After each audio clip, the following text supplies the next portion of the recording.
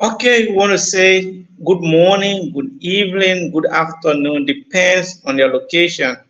Yes, as our intro song say, indeed, come let us build the land. Wherever you are, come let us build the land, come let us build Mama Liberia. Tonight we are in conversation with our friends and brothers from Rwanda. They are here to speak to us on varieties of issues that surrounding the Liberian students or the Liberian community in that part of the world. So on that note, as traditional demands on the exchange, we're going to be introducing ourselves as set of panelists, and then later we'll get to our guests to introduce themselves, and we're going to jump directly into the show. Nabelstein, I'm Elijah Dennis, one of the panelists for tonight's discussion. And we're going to start from there with Abraham Valley Camara, and from that, Ellen, then we can get to our guests. Abraham, let's listen to you.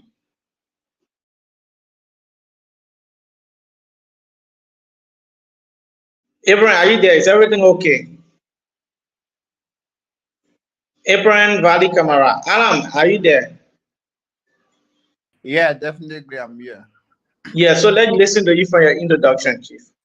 Okay, I tell you, every time I come on the show, I'm gonna make sure to correct you. I'm not alien. My name is Alan. Okay, Okay, so Chief, let's listen to you. Okay. I'm Alan Daily Yellow, and I'm happy to be here with my brother and sister from the other part of Africa, Rwanda. And for tonight's show, I'm one of your panelists. Thank you. Thank you very much. So let's get to the president for the Liberian students community in Rwanda. Let's listen to your introduction. From there, we take the vice president.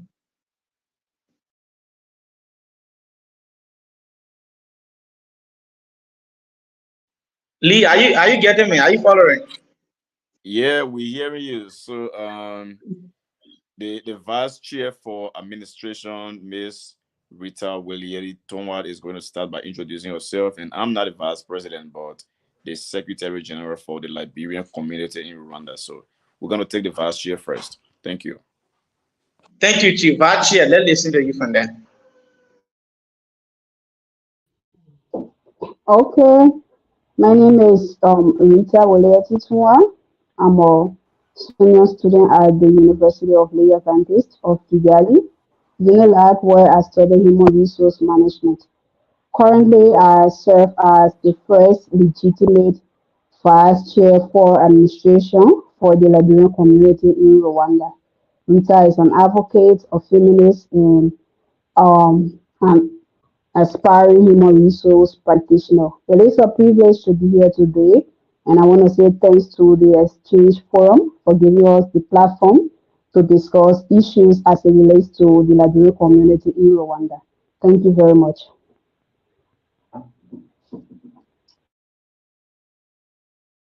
So I think we're gonna take leave from there, and then we come back to camera. All right. So thank you very much. My name is Lee Yenye Yapagbe Doma. I hail from Liberia, and I am the Secretary General for the Liberian community here in Rwanda. And the Liberian community is a conglomeration of all Liberians, not just students. We have people from the business community, we have people from the employment sector, we have other permanent residents, and we are anticipating the number of 2,000 to 2,500 people that we lead, about 75 to 80% being students. And I am the former membership chairperson for the Liberian community in Rwanda under the interim leadership. And Lee Doma, as you may know, is somebody who has been a servant leader from his infancy until this stage that we are in now in life, and we always feel comfortable to serve our people everywhere we find ourselves. Thank you. As the discussion goes on, we're going to say more. Okay, I think we can listen to Abraham Fanny Camara, then from there we can get into a discussion for tonight. All right. So, Mr. Fanny, are you there? Yeah, sure, I'm here, and I hope I'm audible. If I'm audible, my name is Abraham Valley Camara, and I hail from My name is Ibrahim Valley Kamara. I hail from Konadu Town, house number 003, Kwadugoni District, Lova County. And I'm one of the panelists of the Exchange Forum. Thank you. Thank you. Thank you very much. Thank you. Thank you. So, Honorable Vice President, how is Rwanda, how is the Liberian students in that part of the world doing at this time? Well, Rwanda, the land of thousand hills. Rwanda is okay. It happens to be one of the safest and cleanest countries in Africa. As Liberians in Rwanda, we've had the privilege to share the culture, the environment, and the beautiful city of Kigali as we endeavor to go about our businesses. We have students, we have people who are here on business trips, and there are others who are entrepreneurs who are residing in Rwanda. But we all come together under this umbrella of LAPCO. So basically, I just say we are okay, we are well, we are together, and yes, we are striving for a better Liberian community here on this side of the world. Thank you very much. I think this should be our second time hosting the Liberian community in Rwanda. Are you the Honorable Vice President? Say come Yeah, again. I'm here, Chief. Okay, good. Okay, good, good. So, yeah, I just wanted to get your attention. That's why. Can you please mute if you are not muted? Okay, thank you. So this is our second time hosting the Liberian students community in Rwanda, and I want to know from the community, right, from you, the Honorable Vice President, and that of the Secretary General here tonight. How have the Liberian community actively contributed to fostering a sense of unity belonging to the community or Liberian students in that part of the world in Rwanda? So your question is, how is the Liberian community fostering a sense of unity in Rwanda here? Sure, sure. So I'll say the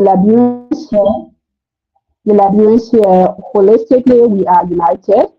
We may have our own issues, realizing the fact that we are all from diverse background, coming together as one in a foreign land. There are some challenges, but on the in a nutshell, we come together. We have programs, we have initiatives,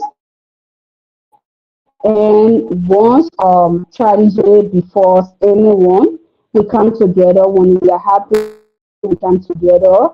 We have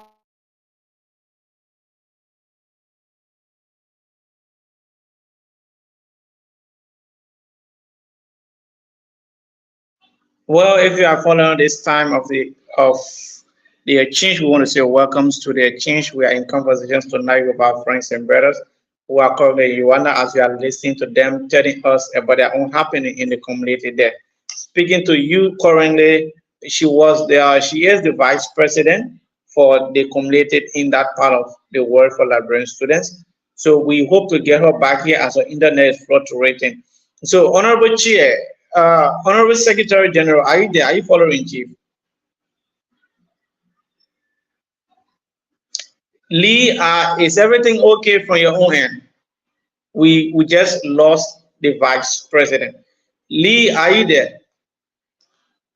Abraham, you was Can you hear listening me to her, now? I think, answering some of these questions. Are you hearing Lee, me is now? everything okay with the internet? Yeah, I was trying to actually share the link on various platforms, in chat rooms, on Facebook, and everywhere. I just got done with it. Okay, thank you, Chief. So I'm just sorry for the breaking. No problem. So let's listen to you. She tried providing some sensitive information about how the community is fostering the sense of unity among the community in that part of the world. What do you have to say to that? Okay, so as I was listening to my boss, she was, elaborating more on the level of work that we have been doing here in regards to uniting all of our Liberian citizens in Rwanda. We have a major challenge for one fact that we don't have a consulate or embassy, and these are institutions that it show diplomatic relationship with a foreign nation where you have a citizen based.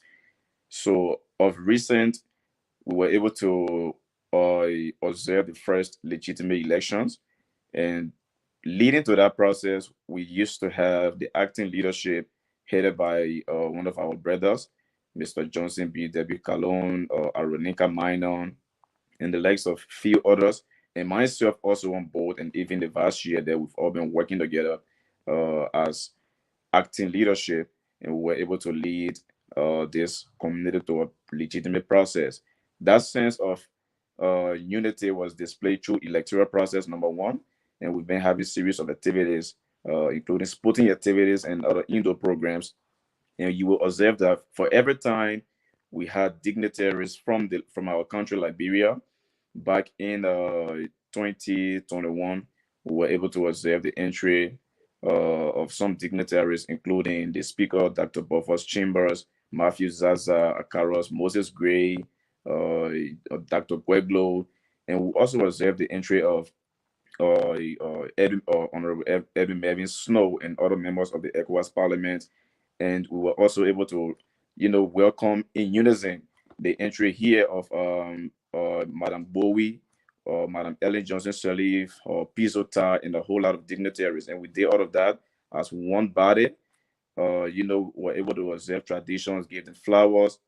These are some milestones, and why receiving all these people, we're able to petition them as to the vulnerability that we are, experiencing out here. There's a need that we have a diplomatic relationship with Rwanda.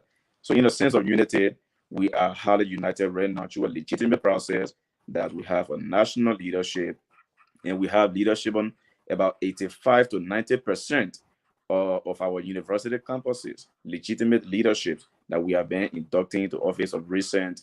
And you will also observe that we have leadership structure in all of the 5 provinces within Rwanda. So the Liberian community in Rwanda is united and operating under a fixed and endorsed constitution that governs our full body.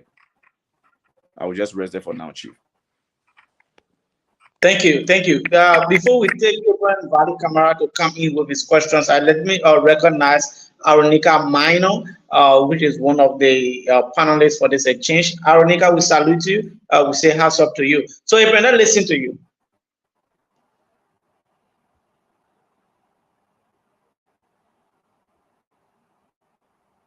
Abraham, are you following? So let's take Mr. Yelu, let's listen to you while Abraham is getting some adjustment when it comes to his internet. Okay, so I hope I'm audible. Yes, indeed, you are audible, Chief. Okay, thank you very much. Mr. Lee, having heard all those things that you are discussed having to do with the unity between the Liberian students and that of some stakeholders in Liberia, my attention has been drawn to how has the Liberian community positively influenced the societal or the social fabric of Rwanda society? Thank you very much for that brilliant question. So there's a whole lot of impact that we have made within the Rwanda society as a whole, and you will understand that the influence of beginning with that, the influence of Liberians in this country has been able to positively boost the Rwanda economy, in fact, and we have been able to add more value to their education, system. And there's a whole lot cultural exchanges that we have been able to, engage into here, has been able to mix, our own culture from back home and the culture of the Rwanda people here. You have some programs you call the Omuganda. These are last Saturday activities where all of the citizens in Rwanda will have to go from the morning hours from 8 a.m. to 11 a.m. No operations in the country, no vehicles, no motorcycles move around. Everybody go about, cleaning the environment. If you do whatever research, you will know that Rwanda has the cleanest city in Africa. It's one of the cleanest cities in the world, or Kigali. So these people actually passionately go about cleaning the environment, and that's a cultural or national program. And you also have something you call the car-free day. There are Sundays that the Rwanda society is going to observe all of the vehicles not moving in the street, and that is based on observing environmental protection. You have the burning of carbon monoxide from vehicles and all of these things. These are things that are affecting the climate. So the Rwanda society being very sensitive to the environment, they have been able to, identify specific dates within the month that at certain time or within certain hours, you will see that there will be no vehicle moving across for a couple of hours. So these cultural programs are programs that we have been able to join them, and as they see us, part of them, they feel that yes, we are all Pan-African. We are all one people. We are all black. We are not Liberians. We are not Rwandians, but we are Africans, right? We are just one people. So we have been able to join them into our cultural exchanges, and also into the business area. We have Liberians people here who make business, and they are abiding by all of the business rules and regulations through registration. There's a whole lot that the Liberian community has been able to impact the Rwanda society when it comes to social and cultural programs. Thank you. Abraham Valley Camara, are you following, Chief? Abraham, is everything okay from your end?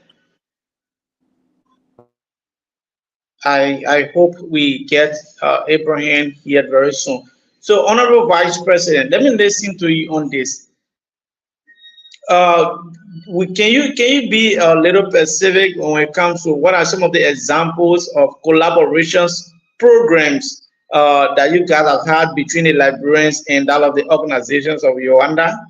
Have you guys have any program of linkage that will bring the Liberians, that the Liberian community in that part of the world? Yes, thank you. So, as a leadership, as a Liberian community, we have linked with other organizations, the student communities in other countries like Uganda and Kenya and other countries. And as for other organizations in Rwanda, recently we had this partnership with the Pan African movement. We've had series of meetings that gear towards addressing some of the challenges that we are faced with as Liberians residing in Rwanda.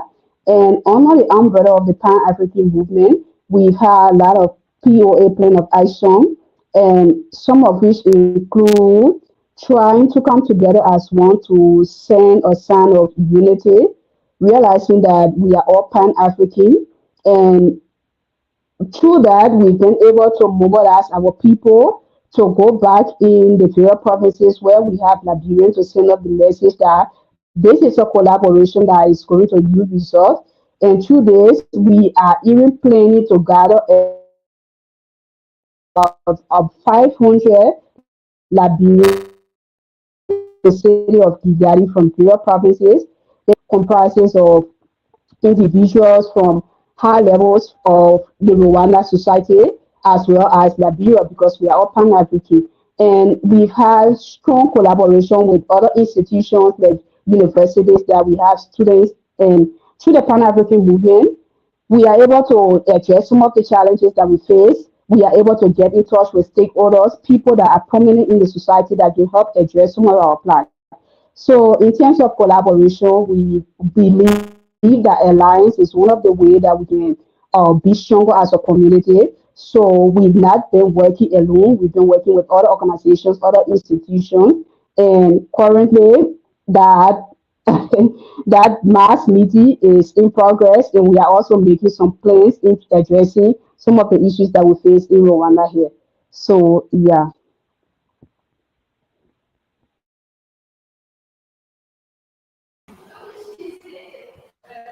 Yeah, hello. Yeah, so again, my name is Ibrahim Valley Kamara. I hope I'm audible. If so, I we listened to some of your success stories in uniting the Liberian community, because I listened to our brother, the Secretary General. He said that this group is the conglomeration of all Liberians in Rwanda. So it's not only focusing on a particular group, like, for example, students. It's not focusing on a particular group, like, example, the business people, but it's the conglomeration of the entire Liberians residing in Rwanda. And if so, I believe this comes with series of challenges. So what are some of the challenges? Because you talk about the success stories, you talk about collaboration, you talk about, so these are all success stories. But successes also come with challenges. What are some of the challenges that you are currently faced with? So I will come in and then the SGs will know maybe buttress.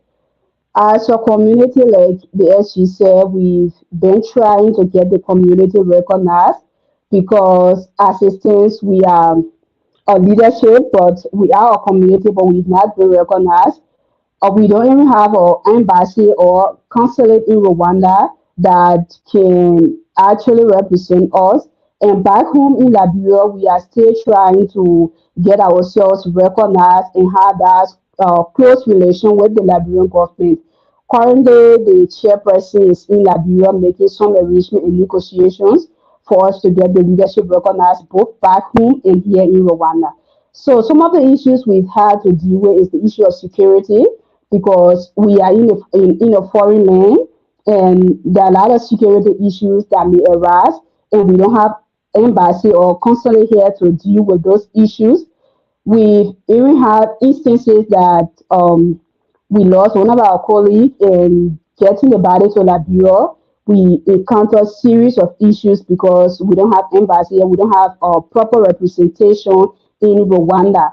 And for the others that are studying here, we have some issues that they are faced with, the student community, like the issue of the wire grades being converted into the East African system and other issues that we are confronted with, like we have a decentralized leadership that we have people from every provinces that represent the leadership, that represent the community, but we are somehow we have some sort of financial instability.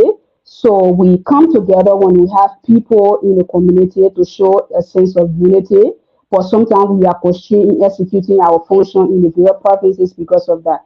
So we've been working closely with our government back home and other stakeholders here in Rwanda to get the community recognized because we believe that once we are recognized, we have a representation here. Some of the issues that we face in Rwanda, like some of our colleagues going to prison and we don't have anyone to deal and stay in the gap for us. So it's kind of challenging, but we've been trying to work on it. But that these are things that we cannot do overnight, and there are still a series of challenges that we face as a community. So maybe my SG can buttress on some of the issues that we face here, but basically we have serious security issue here that we believe the issue of embassy and consulate. We've been trying to get around the process, but we've had a lot of challenges because basically we haven't reached a number that is eligible to have an embassy here, but at least a consulate also will do to address some of the security issues that we face. So if you will allow the SG to come in and talk about more, or we can go Yes, on. yes, Thank you. I think we can do so because this is a cardinal issue that has to do with the challenges. And this is not only about the student community, this is not about only the people who are doing businesses, this is not about Liberians or a specific group of Liberians, but it's the umbrella organization for the entire Liberians in Rwanda. So you mentioned about consulate issue, embassy, you mentioned about the legitimacy, you mentioned about security, you also mentioned about recognition. So these are few challenges. So SG Lee, do you have any other challenges to add to what the VP just mentioned? And if yes, you can go ahead. Yes, thank you very much, Mr. Camara, and everybody on the platform once more. So there are so many challenges that the Liberian community is faced with in Rwanda. You You know, need to as be a audible a first, little bit. I don't know if from my end I'm not getting you too clear. are you hearing me now? Yes, of course, yeah, sure. All right, so there are so many challenges that the Liberian community is faced with, especially for us as the first legitimate national leadership. So like the vice chair for administration rightly said, we have the first challenge of not being recognized diplomatically as a community, whereas we don't have a Liberian passport application center, we don't have a consulate, and we don't have an embassy here. And all of the problems that we are facing, by the time you have that diplomatic relationship, it's going to ease, tackling all these problems. That's why our utmost priority is to ensure, as a first legitimate leadership, that we have a diplomatic relationship with Rwanda. Um, there are some cases back, you will understand that, like the VC mentioned, we've had about three, kind of disease cases here back in 2023 in February, somewhere around the end of the year. We also experienced two other Liberians who died here. If I just started with Samuel, then Theophilus Page Scott, and then we also experienced the sudden death of our brother Mohammed Sharif, who mysteriously took away his own life. And just to talk about how these diplomatic barriers are actually affecting us, during the time of the first boy who died back in February, Samuel, there were so many diplomatic issues that were faced. Imagine you need about 10 or more than 10 different documents, starting from Liberia to the embassy in Ethiopia, to Rwanda and other agencies and other kind of places. It was very, very difficult. And if you are supposed to take the calls back home to Liberia in like 1 week time, before you get all these documents, it's going to take you almost 2 months, right? So all the time that these people are spending in the mortuary or funeral home, the charges are increasing on a daily basis.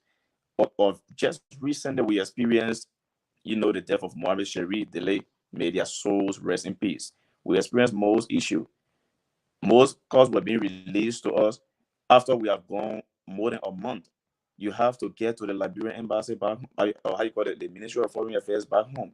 And for our ministries to respond effectively to communications from home is very, very difficult.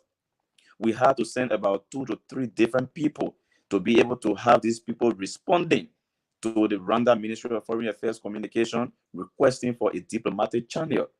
The parents of this boy who died had to send a communication to Foreign Affairs. They have to do a cover letter to the Liberian embassy in Ethiopia. That's the nearest embassy we have around here. They are the ones who are supposed to do another cover letter to the Rwandan embassy in Ethiopia, the Rwandan embassy to the Ministry of Foreign Affairs here in Rwanda, and then Rwanda have to give authorization to the Rwanda Investigation Bureau before they write. It's a very long process, and not just the diplomatic issues. Whenever we have circumstances, there are other issues of insecurity, like the VC rightly mentioned. If you go the Rubavu district along the Congo border where you have the Gisenyi area, you know, is a very open economic area. Like you have Ganta, bordering with Guinea, right? That kind of open area. The security system there is so tight that you have innocent Liberian students walking in the street. They are not causing any trouble. They are not making any trouble around, but securities will arrest them. They will detain them for a couple of hours. They will not want them to go home for their passport or other legal documents. So at the end of the day, we just have to be encouraging our people at that end to make sure that you be, on the safe side while we are working with the city corporations. And some of these ways that we have been able to tackle these issues, we have to befriend the leaderships of this area, city mayors and other members of government, whatsoever. We're going to talk about the solutions later. But there are many, many issues. There are issues with even Liberians themselves. In real Kurokwa, Liberians are just hard-headed. You will see a Liberian student, especially, going to tell you that I didn't sit on anybody's lap to come to Rwanda. I didn't sit on your lap in the plane. And when they fall in trouble, that's the time they're going to know Liberian leadership in this country, right? There are situations where we had a high school for the families integrity. I won't call the name. a high school student going to an institution, and even I don't know where they get all these narcotic substances from. You living on dormitory and you getting narcotic substances, and you are even distributing with other Rwandan and international students, high school student. That boy was taken to the police station for the first time. He ran away until the school had to even report him at the police station. That was the time that he started shouting, anybody who knows Lee Doma or anybody from the leadership, please tell them, say, are in prison. The Rwandan police did not give us access to see that boy with our eyes, because he was on the the institution's jurisdiction, and he was an infant. So they had to plead for him to just deport him back. That's how they saying about Liberia. There are so many other cases, right? Liberians are violating the people rules. If you live in Rwanda without making any problem, you are going to enjoy this country. So despite the diplomatic barriers, despite other issues that we are facing with security system and other stuff, I can safely tell you that Rwanda is actually safe once you don't make any trouble. But Liberians ourselves always like to look for trouble, and these are things that parents back home have to call their kids and make sure that they are always in tight. Because Lee Doma is the Secretary General for Liberian community. Lee Doma is also a student. Lee Doma has to focus on himself while we are also serving the community. But if you put more pressure on us, I mean, Lee Doma can lead 20 years and 10 to 50 years old man so soon. So we all have to be responsible. Liberians have major problems and even other problems that we think we are facing in this country. Thank you.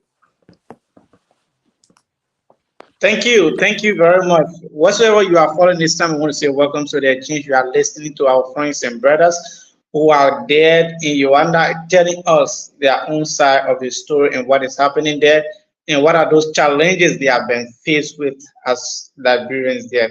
So, Mr. Yelu, if you are following, we will want you to come in from there. We will cross pollinate a question, and we can get the ball rolling. If Mr. Yuri is not there, then I will continue. Are you not getting me? Sorry, I'll Oh, okay. I think yeah, Mr. Yuri is here. yeah, sorry, I was still muted while talking. So, it's a kind of sad story that we are hearing, and it's all over, even here in India. Like I see someone send a comment that even here in India, yes, here in India we have some high-headed Liberians as well. So, my concern has been drawn to the fact that we have many Liberian students in Rwanda, where yourself admitted that some are doing business and others are in school. And surprisingly to me, I'm even hearing that we have some people in high school as well. So, what are some of the steps you guys have been taking to ensure the active participation of the community members in every activities you guys are doing? Not only the leadership of Liberians in Rwanda, but to have the members, all the Liberian members in Rwanda, actively participating in every segue or social activities you guys are undertaking. All right. Let me see if I can get the ball Yeah, rolling, and okay. if you see. Okay. Is you want to go? No, come here, she. Come here. All right. So thank you very much. There are so many things that we have on plate, for the Liberian people in this country. The first thing is integration. We have to incorporate all of our Liberian people from different sectors, from the business sector, from the student background, from the employment sector, and make sure that everybody work on board.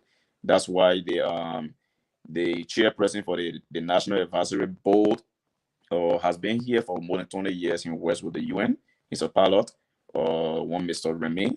He works along the Congo Rwanda border over there. So we have all of these people that we work with. So the Liberian community has a real challenge. We, as first legitimate leadership, we have one of these Liberian students, Theophilus, who's been at the hospital for 3 months and passed off. And that particular issue, you will not know that. Me, like Liberians around the world, especially in Rwanda, Liberians would rather take their money and enjoy themselves. But when Theo fell sick, you saw that Liberians, you ask them for $1 rally, you're asking somebody to give you $1. That person is giving you $50, $20, $75, right? So I'm just saying this to say that his process is it actually concerned all of the Liberians, and it delayed our movement from the inception of our leadership. As a leadership right now, we have a set of cabinet members who have been announced, employed, and they are to be given their employment letters, or sorry, their appointment letters. Employment as well, I can pay them. So their appointment letters are going to be given to them, and we are going to ensure that this January we already have things on plate to make sure that we design programs. We have various committees. We have the committee on health and wellness. These people are going to work with the leadership closely to ensure, and they are not just people who don't know about the health sector. These are people who are doing nursing, some are doing medicine, some are been just around, or maybe the environmental science area. We incorporate all of them to work together to make sure that we have health and wellness programs. And we need everybody to participate. We are not just going to have it in one province. We are going to ensure that out of the 5 provinces in Rwanda, these people are going to take these programs there, and we're going to work along with them so that they can have it executed. We have Liberians coming together instead of just somebody being bold home and not really having recreational activities. We have our committee on sports, right? So there are sporting programs that have been designed as well. We have our committee on entertainment. We're going to schedule when these activities are going to be held. So the Liberian community's leadership has been challenged from the onset of our leadership. But this January we have plans already that we started executing. So the Liberians here are all being incorporated, and we are working closely with everybody from the business community, from the student community, and all of our chapter heads or leadership in various provinces on various university campuses. We are working very closely together, and we have a whole lot of activities that we've been executing, and we keep executing together. So the VC gonna just buttress me from there. Okay, thank you very much, SU. Like you basically said Yeah, everything. This this Phoebe, I'm coming 1 minute. Phoebe, I know you're coming. Can you just sometime or somehow elaborate on how the members or all the members, more especially from the business sector, have been helping or aiding you guys in terms of challenges, maybe when it comes to all those challenges that you are facing, like getting people passport back home, getting embassy in Rwanda. How are the members are coming in to support or give their full support in making sure that all those things are being executed in the proper way? Or if not, those ones that you guys have done, what have been their support? What have been their contribution? Or what are some of the strategies you guys are putting to get their contribution on board? We've okay, had everybody. Lee, Oh, okay, VC can go ahead. SU. Yeah, so like the SG said, this leadership is one of the most decentralized leadership. We have chapter heads who make up the National Executive Council, that is the highest decision-making body of LIPCO. And through these chapter heads, we've been able to work with everyone, student and those who are working in Rwanda from everywhere across the countries in the 5 provinces where we have Liberians. So currently, serving as the board chair is Mr. Remy, who's also residing in Rwanda. He's not a student, and he's been one of the person, those who are in the GC area in the Rubafu belt. He's been one of their go-to person whenever they have issues. He will always step in whenever they have challenges. He's been like senior person, though he's not actually in the leadership position, but he's been providing moral financial support. And there are even times because Rwanda, as you see, there are a lot of people who come there nowadays not having so much financial strength. They other people come here from promises of politicians, and at the end of the day, they encounter challenges financially, and because of that, some of them drop out of school, and some of them go into depression. So, Mr. Remy and other people who are also part of the business community, they help to provide some sort of financial support, moral support, and when we have issues in dealing with people that we don't know the requisite procedures, these people step in and provide support. They provide some sort of I don't know how to put it, but they always step in and they provide guidance in order to help us because some of them has been residing here even before students or before the inception of this leadership. So they have been very instrumental in helping in aiding the leadership in executing our functions wherever they are. We work through these chapter heads, areas that we have Liberians. We have a decentralized leadership, so we will not have to go there to know what is going on, but we have leadership. We've been able to set up structure in almost every provinces across Rwanda. And through these chapter heads, we've been able to monitor the activities, the challenges, and the progress that have been made in these provinces. So I can safely say that we are aware of some of the daily activities, some of the issues that are ongoing there. And through these chapter heads, we are able to execute programs and initiatives that bring together the community and also address some of the challenges that they are faced with in their various areas in their respective provinces. So these people have been very instrumental in the process. Thank you. Okay. Okay, thank you very much. If you are following and listening to us by this time, I want to say thank you and welcome to the exchange. We want to say thank you and a very big thank you to our, let's say, our listeners and the rest of them. But my concern have been driven with the putting in of Liberians in Rwanda on a daily basis when it comes to the issue of schooling, right? Like we have listened to the many challenges, financial challenges, and all other things. As a leader who have encountered or most of these challenges and know what is actually happening there and knowing the actuality on ground, what do you have to say to the many of Liberians that already have visa to come for study, or some of them who are currently doing their processes to come, or some of them who are already booked their, their flight ticket to come for study? What do you have to say to them? Some of them may listen to this audio, video after, or even some of them are following now. What do you have to say to them? So basically, as a leadership, what we can say, from my own angle, what I can say to the parents who are sending their kids here and those who are coming here on their own accord, all I can say to you is Rwanda is a safe country. Rwanda has a very good educational system that provides the opportunity for you to learn to the best of your ability. So whenever you make the decision to leave from Liberia to come to Rwanda for study, know what you are coming for, because there are a lot of people here today. They just want to travel, they just want to get in the plane, they want to come to Rwanda, but their mind is not made up as to why they are here. And these are some of the reasons we encounter some of the challenges that we are faced with today. We have people that are doing things that they are not supposed to be doing. We have people here who just come here because they want to come here, they want to be away from their parents, but they don't know the purpose for which they are here. And secondly, Rwanda, it is challenging because it is not like other countries. This is Africa.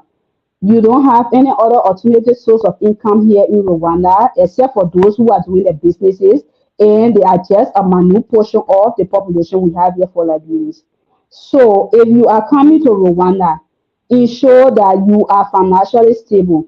Financial instability has caused most students here today to drop out of school, or even some of them are depressed. They are doing drugs, taking all other substances that they are not supposed to be taking, because you come to school and at the end of the day, you cannot get the support needed to foster your education, to stay in school, drop out of school and tend to do other things that is not good for us here. So if you are listening to me today, if you are a student here in Rwanda or you are planning to come to Rwanda, make your priorities clear. Ensure that you are financially stable, to not just for somebody to say, come, I will take care of you. And after 1 year, you don't have the support to continue going to school or to live in this country. The challenges are there, but there are a lot of opportunities in Rwanda that allows you to grow career-wise and personally. I personally, Rwanda has shaped me in a lot of ways that I cannot explain. So all I can say to them, Rwanda is good, Rwanda is okay. The educational system here is okay. Once you learn in Rwanda, you can go anywhere else to challenge anyone, because why? You are going to learn to the best of your ability once you put your mind to it. So come, be focused, know what you are coming for, and make sure that you have the backing to enable you to stay in school. Stay out of trouble, because we as a community, we are here to provide support, but we cannot go the extra mile. Realize that you are in a foreign country. There are things that you used to do in your motherland. There are things that you used to do back home You no longer have the privilege. Realize that you are away from home. You are a student or a business person residing in Rwanda. You are not in your comfort zone. Adjust to the environment, adapt to the system here, and at the end of the day, though the challenges are there, but I think you are able to get back and achieve whatever you came for or you are coming for in Rwanda. So thank you. Yeah, thank you so much. And I, to all of our followers following, want to say thank you for following. And if you are just joining us, we in our midst we have the Liberian student community, or the Liberian community, not the Liberian student community, but the Liberian community in Rwanda. And the leadership will have the vice president here, and we'll have the secretary general.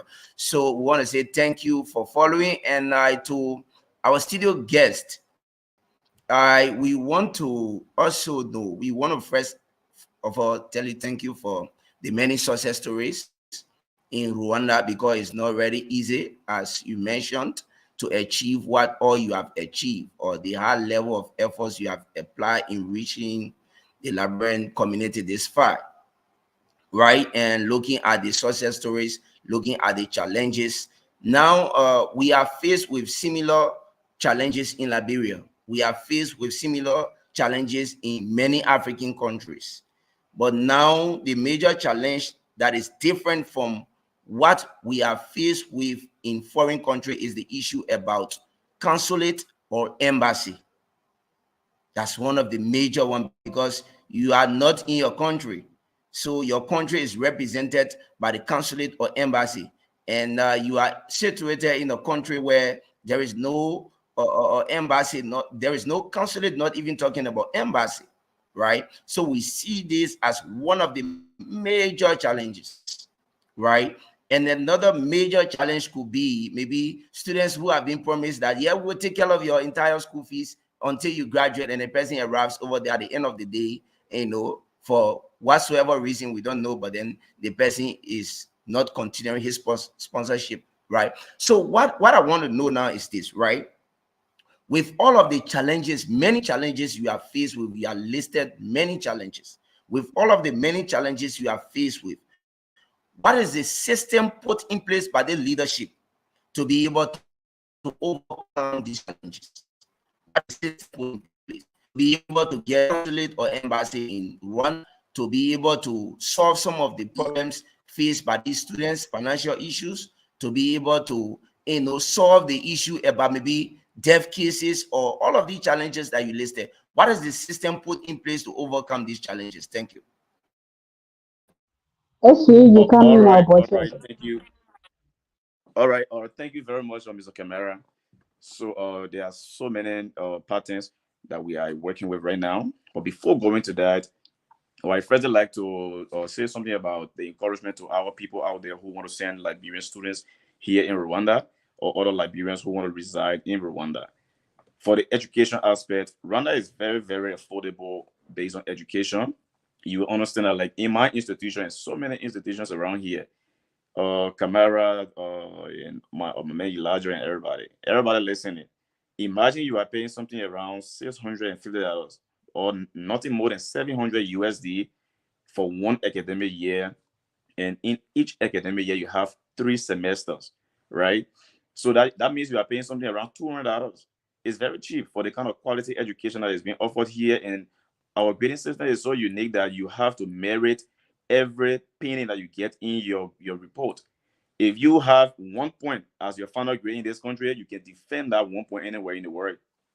Rwanda's education system is so strict that it's being trusted by the entire world, but it's very affordable. So I would encourage any Liberian, any parent, any guardian, any supporter to send their children to Rwanda, to send their students to Rwanda. Any business person who want to come to Rwanda to establish, it's very, very affordable to come here. It's very, very, kind of open. So the only thing here is, and it's all around the world, just abide by these simple rules and principles or regulations. If you fall off, you're going to be dealt with according to law. That's very simple. They don't, try to treat you extra from other people, as I've seen it. But if you want to be so a kind of a headache to the national government, then they try to bring it straight to the law. I know that whenever Liberians have issues among themselves, and you go at the police station, they're going to ask you, can you guys go back and be able to settle this? Y'all be able to talk things over, because they know that when you face the law, they don't bend on their decisions, right? So Rwanda is very safe. Rwanda, the only problem is, and it's all over the world, the rent issue in this country is high, especially in the capital Kigali, where we reside.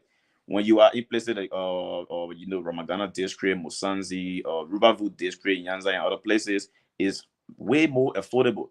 Imagine you're going to find a very decent apartment that has inside bathroom, kitchen, sitting space, your room, and everything. You can pay something around $40-50 for that.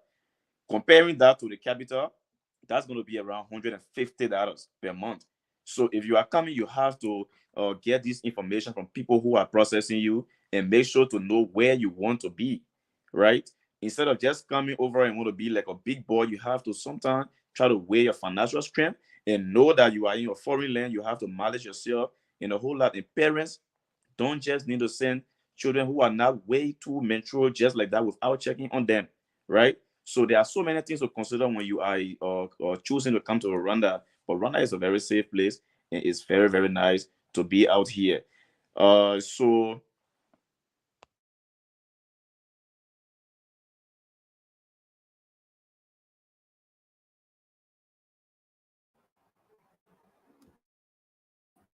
No, I'm not getting you. I'm not getting you. Unmute yourself. I think you are muted. my phone freezing. Are you hearing me now? Yes, I'm getting you now. Sure. Go ahead. Yeah. Okay. So basically the issue about people coming to Rwanda is very good. And why the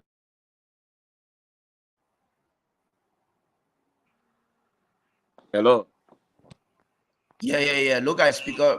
Good. I think you are okay now. Yeah, go ahead. I would hear me say, I don't know why the thing just Yeah, misbehaved. you're okay now. I'm getting you. We You're audible now. getting Go ahead. you. Oh, Go okay. ahead So now. You all are right, okay thank you now. very much. It just got reconnected. So this country is a very safe country, and we encourage all of our Liberians out there to be able to send their people. And these major challenges here, the issue about a consulate, the issue about embassy, these are things that we've been working on. And from the inception, I think you heard the deliberation of the vice chair for administration, my boss Rita Wilieti Tonwa, who told you that we have been making a whole lot of engagements, especially when you ask a question about collaboration. What are some of these efforts that we are making to ensure that we have a consulate here? This is a real major challenge.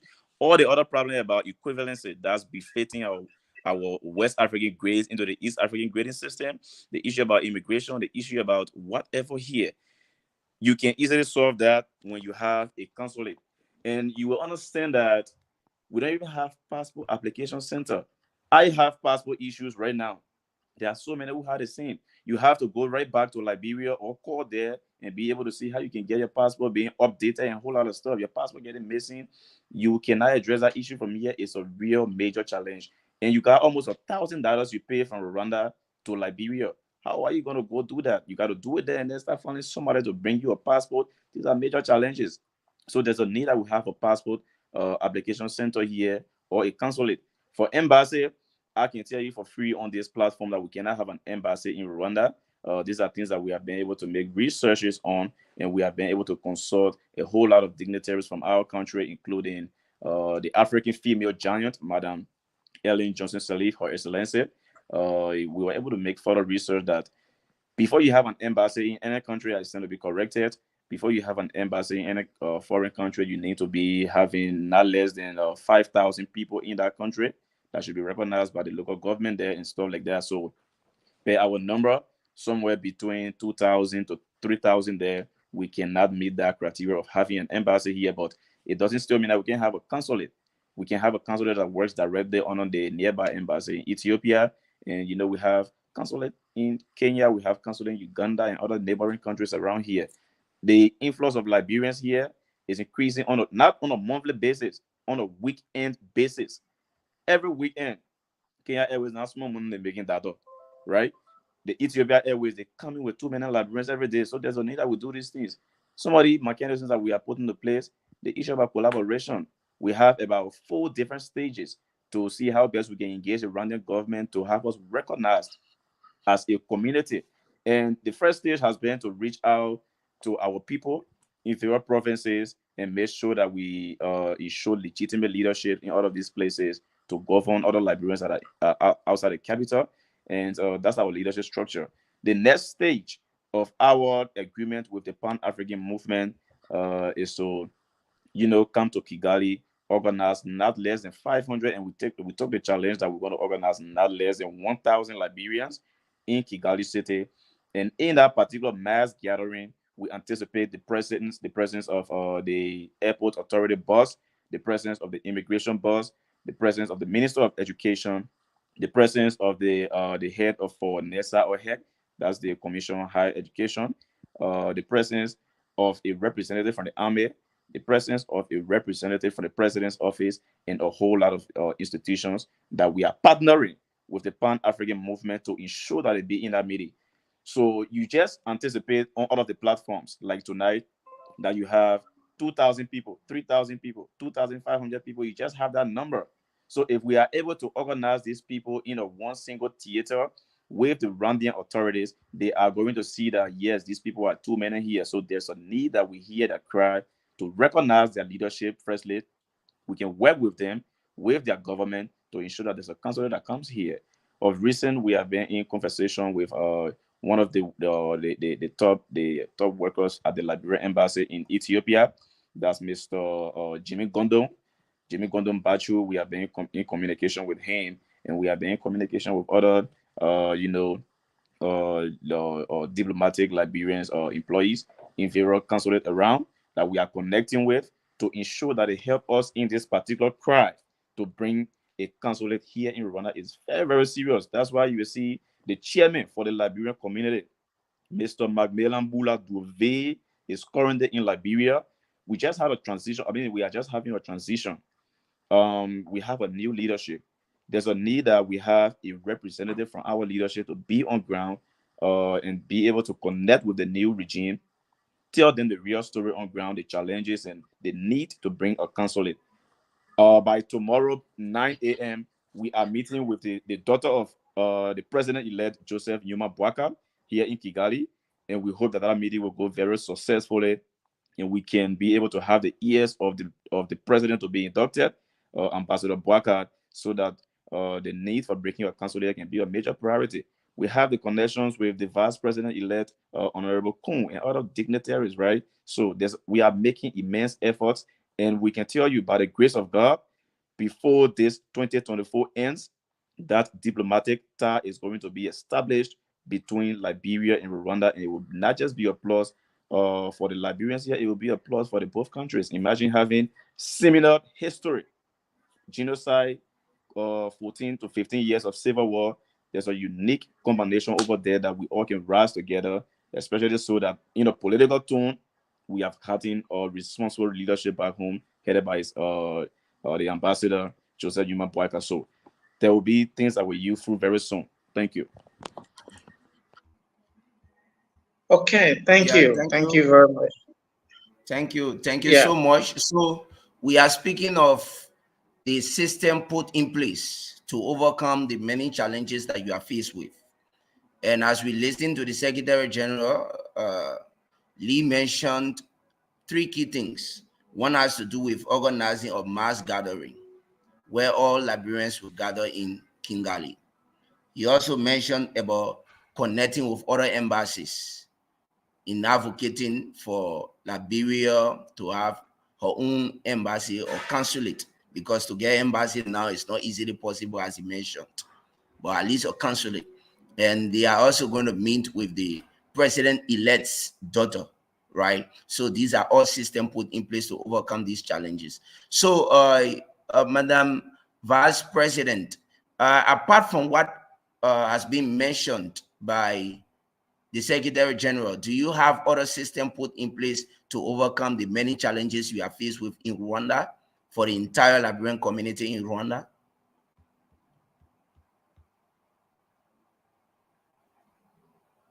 Are you there?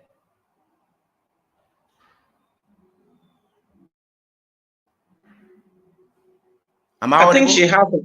Yeah, I think, yeah, you are audible indeed. But I think The Honorable Vice President has an internet fluctuation. I think she's just Okay, dropped.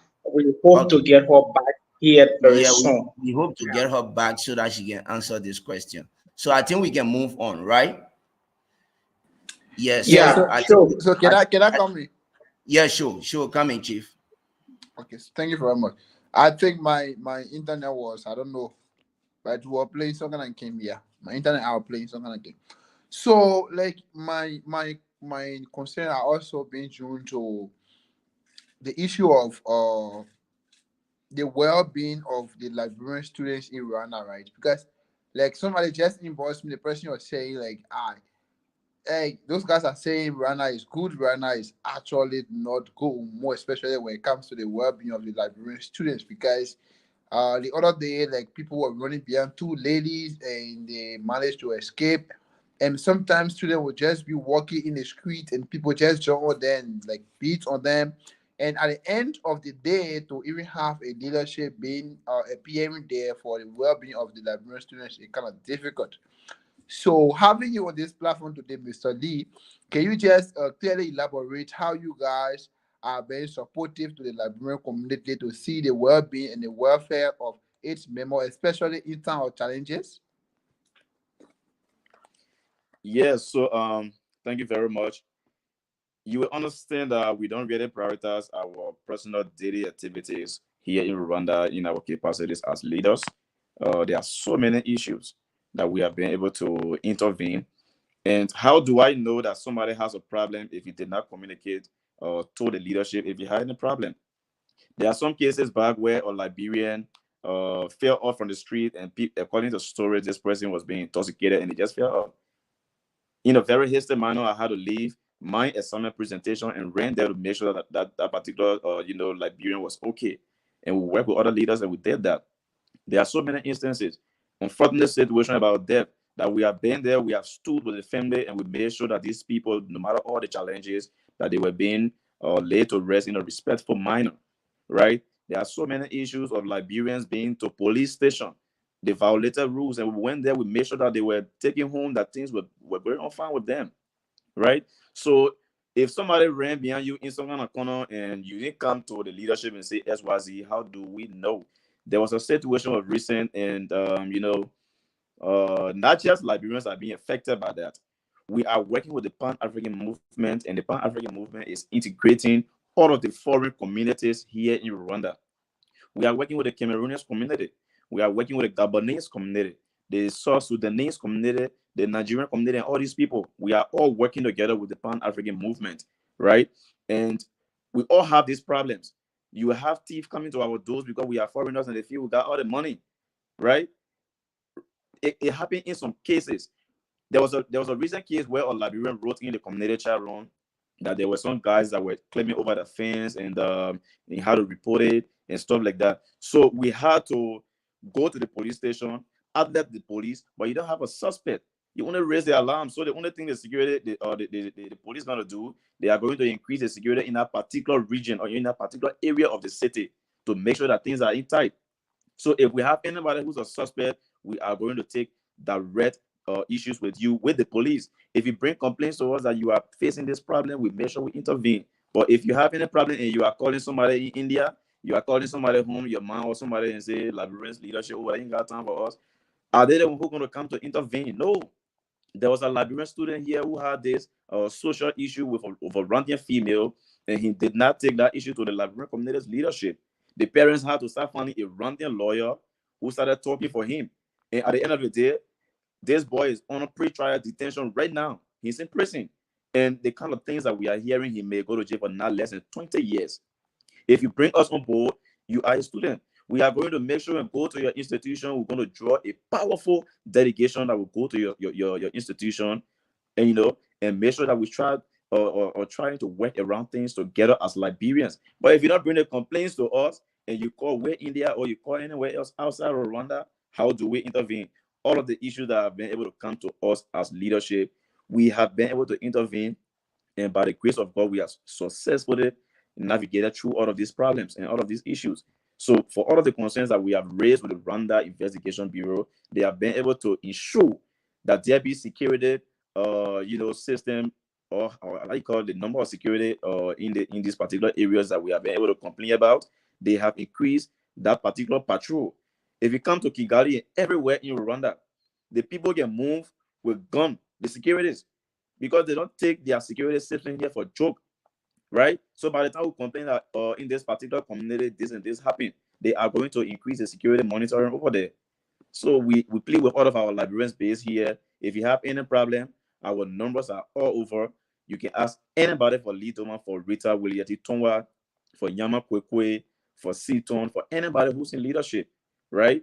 Get to us and we are going to come right away. No matter if we are writing exam, we abandon ourselves and come to your need. Thank you. Okay, thank you. So I'm going to listen to the vice president on this one. You have spoke of so many things, success story, challenges, and the rest of them. But we want to know what have been or what is your own visions for this community? What do you hope for? What after your training of leadership? What is a vision that you have put in place that you want to see this leadership actually earn or achieve at the end of the day? Okay, thank you very much. So we brainstorm, we've talk, we talk. Basically, as a leadership, being the first legitimate leadership in Rwanda, our vision is to set the basis, to set the foundation for every Liberian that will come to Rwanda. So that is to say, we as a community, we know that government is continuity. And though the community have had interim leadership in the past, this is the first legitimate leadership. We have a plan of action that doesn't just come up with instant coffee solution like when we have dignitaries from that bureau, if they give us 5 or 10 cents that we distribute with the community, and then tomorrow when we have issues, we don't know where to turn, but rather sit and wait for another person. We are putting systems into place. We are developing strategies that will make Rwanda a safe place for every Liberian. That even if we don't have an embassy here, we should at least have a consulate or passport center, or at least have the community recognize that at the end of the day, even if the leadership leaves tomorrow, the glory will not just be what we benefited from the leadership, but what are some of the things that we were able to address that tomorrow the legacy that is going to live on for generations to come. Because I can tell you for free that today we have approximately 3,000 Liberians residing in Rwanda. For time to come, Rwanda is going to be like a country that Liberians will continue to run. We want to leave system in place. We want to leave roadmap. We want to leave our vision for this community is that if we leave tomorrow, these issues that are circulating around, these issues that are confronting the Liberians in Rwanda will not remain. Even if they remain, there will be systems, there will be strategies put in place that address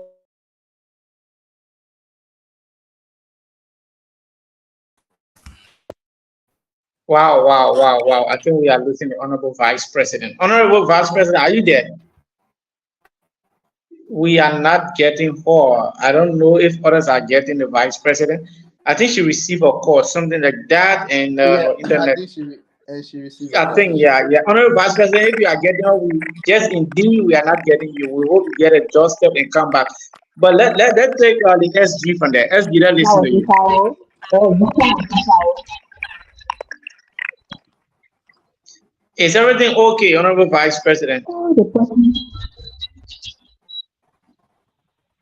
Hello, are you getting me? Okay, good. I think you We are are okay getting now. you now. Now we are getting you.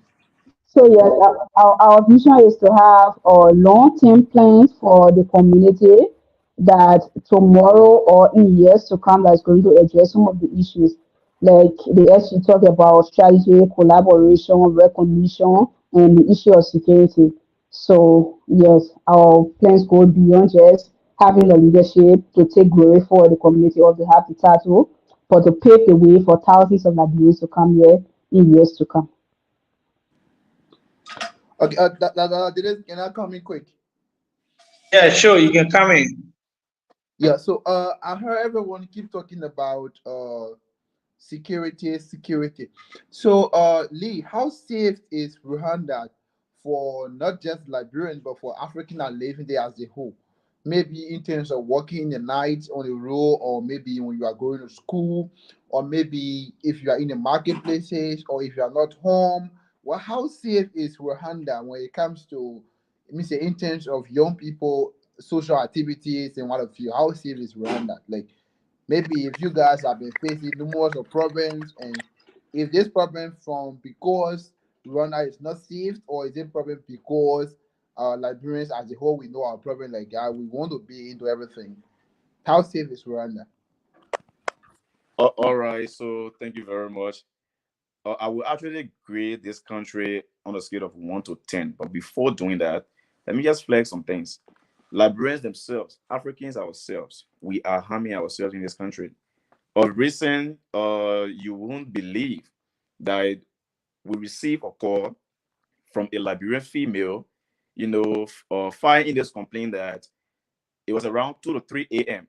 She was coming from the club. They had some of these Liberian shows, and they had Liberian boys that attacked that girl for her phone, trying to even rape her and hold her. She started screaming and crying. She called one A of our Liberian, brothers who was in Kisei, a a Liberian. group of Liberian boys who got intoxicated with, their narcotic products and stuff like that, right? And they tried attempting to rape that girl. It was a Rwandan motorcyclist that saved her that night. And on this Friday, we intend to go to where they normally having the Friday activities to make sure that if they don't stop these activities, wherever Liberians are, organizing show or whatever, we will ensure that the police will put stop to them. They will not have any activity if they cannot put their activities under control. So we are very, very robust about that, and we have a very serious belief to have about that. So Liberians are harming themselves. Liberians are harming themselves. We are harming one another, and some of these problems derive from people coming here with financial instability. That could be one factor. But there are some Liberians who are financially stable, but by the time they get so addicted to drugs and stuff like that, and they will consume their allowances within 2 hours. That's supposed to carry them for a month, and by the time they finish it, they can do anything to get another one. They go about, crediting, and they will not pay. They go about stealing one another phone and a whole lot of stuff. They are just, messing up the community. And these are just few bad apples. And we are going to stand on our ground. We are standing to our feet to ensure that these people, if we will have you with evidences, we are going to officially turn you over to the police for prosecution. We are very clear with that, and we are not going to allow them to harm our innocent Liberians in this country. That particular company is unplayed right now, and this Friday they have something you call the Friday for everybody that they go to. So they have noticed that by the time these females, especially the ones that move like just 1 or 2 people, they know their homes and stuff like that, they will go to wait at their junctions to harm them. We have these complaints, and we will not joke about it. That call came in yesterday, right? That call came in just yesterday. So when it comes to Rwanda's own security system, when you check right over here as I look up, I still to be corrected, but Rwanda has one satellite system. All over the street, you got cameras. All over the street. You can walk from a club to your house. If you're able to walk for 2 hours, you walk for 2 hours.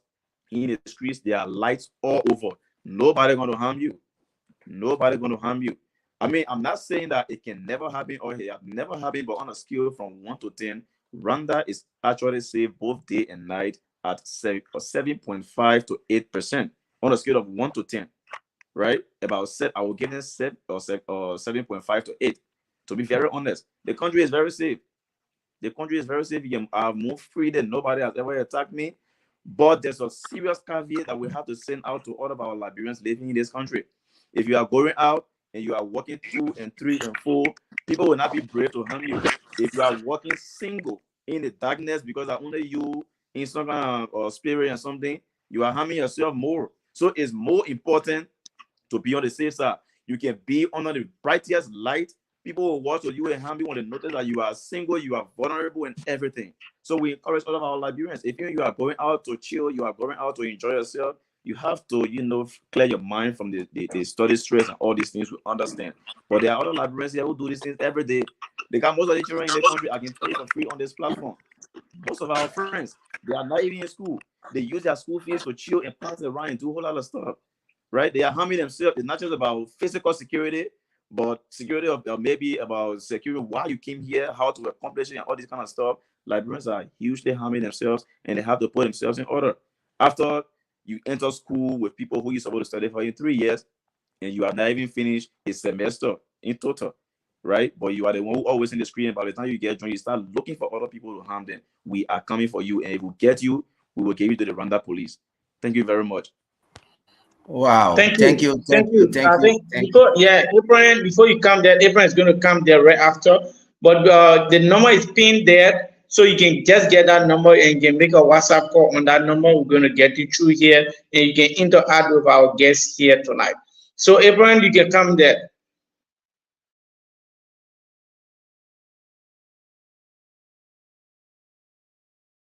Abraham, are you following? I think Ibrahim's internet is giving problems. So Vice President, I think this could be my first question to you.